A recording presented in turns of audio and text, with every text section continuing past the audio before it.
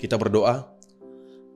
Bapa yang kekasih, Bapa yang mengasihi kami, terima kasih Tuhan, karena Engkau dapat mengizinkan kami tiba di hari yang baru ini dalam keadaan baik.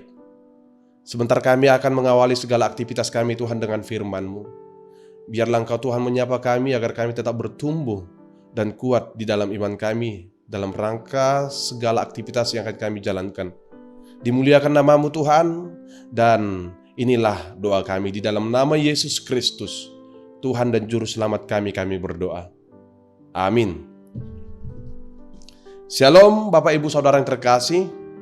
Firman Tuhan yang akan menyapa kita pada hari ini diambil dari kitab Filipi pasal yang keempat ayat yang ke-8. Saya akan baca dan beginilah firman Tuhan. Jadi akhirnya saudara-saudara, semua yang benar, semua yang mulia, semua yang adil, semua yang suci, semua yang manis, semua yang sedap didengar, semua yang disebut kebajikan dan patut dipuji, pikirkanlah semuanya itu. Demikian firman Tuhan. Bapak Ibu Saudara yang terkasih di dalam nama Tuhan kita Yesus Kristus. Dalam nats ini Rasul Paulus memberikan nasihat dan mengingatkan jemaat yang ada di Filipi agar tetap menjaga keharmonisan dan kesatuan di dalam persekutuan mereka demi mencegah hal-hal yang dapat menjadi pemicu perpecahan. Hal ini Paulus tekankan kepada mereka jemaat yang ada di Filipi supaya mereka dapat mengendalikan pikiran mereka satu sama lain agar dengan demikian dapat fokus kepada hal-hal yang baik dan yang benar sesuai dengan firman Tuhan. Apa yang menjadi pesan Paulus melalui ayat firman ini? Pesan pertama adalah fokuslah pada pikiran. Memikirkan sesuatu itu adalah pilihan.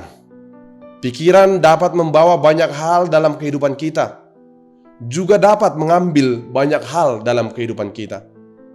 Apa yang kita alami adalah berangkat dari apa yang kita pikirkan. Karena seperti orang yang berpikir dalam hatinya, seperti itulah dia adanya.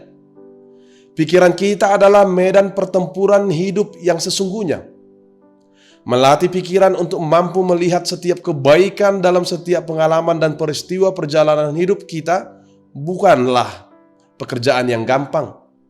Namun, jika kita mampu memenangkan pertempuran dalam pikiran kita, maka kita akan dapat memenangkan hidup kita. Ayat firman ini mengajak kita untuk memikirkan hal-hal yang baik, yang benar, yang mulia, yang adil dan suci, yang manis dan sedap didengar agar hati kita dapat tenang dan tentram dalam keadaan apapun.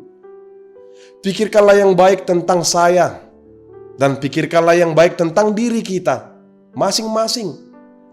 Pikirkanlah yang baik dan positif untuk semua sesuai dengan yang Allah kehendaki.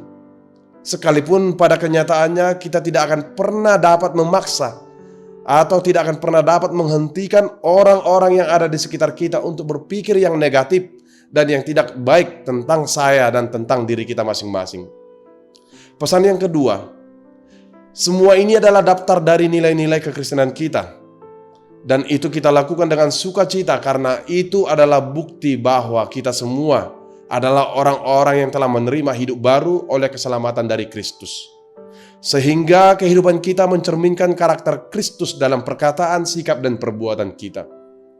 Pesan yang ketiga, pesan ini mengajak kita untuk menjaga kualitas hidup yang positif. Hendaklah kita giat menambah kebaikan di dalam diri yang diawali dengan mengisi pikiran kita dengan hal-hal yang baik dan yang membangun. Agar segala informasi yang kita dengar dan yang kita dapatkan dari sekitar kita dapat kita saring, dapat kita filter, dan tidak menghancurkan kebaikan yang ada di dalam diri kita. Pesan yang keempat, kita dipanggil untuk membentuk karakter yang baik dan menjadi pribadi yang mau memperlihatkan kebaikan serta kebajikan. Segala kebaikan itu hanya bersumber dari Allah dan hanya dapat dimohonkan kepadanya. Hendaklah juga kebaikan itu hanya terarah menjadi pujian kepada Tuhan. Iman kita kepada Kristus merupakan kebaikan yang paling mendasar yang harus dimiliki. Sebab dengan demikian kita akan dapat memperoleh pengertian untuk dapat melakukan firman Tuhan dan segala kehendaknya di dalam hidup kita. Amin.